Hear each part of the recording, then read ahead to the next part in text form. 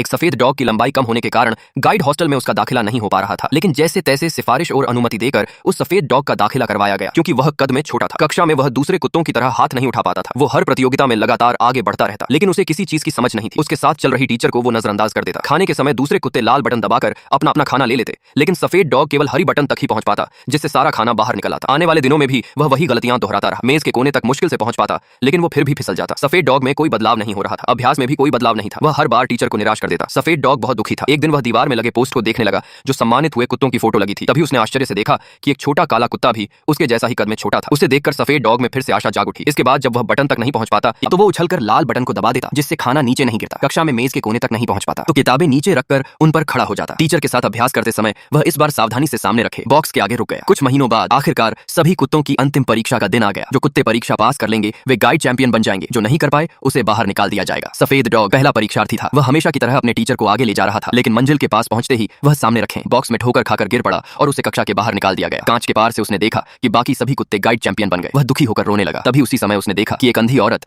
बस के सामने गलती से आ गई है। सफेद डॉग तुरंत उसकी ओर दौड़ पड़ा। अपने छोटे और फुर्तीले शरीर की मदद से वह गेट के छोटे छेद से निकल गया जो बड़े गाइड चैंपियन नहीं कर सके। आखिरकार उस सफेद डॉग ने उस औरत की जान बचा ली। यह देखकर वहां के टीचर बहुत खुश हो गए और उससे गाइड चैंपियन घोषित कर दिया। ऐसी वीडियो को देखने के लिए लाइक करके चैनल को सब्सक्राइब करें।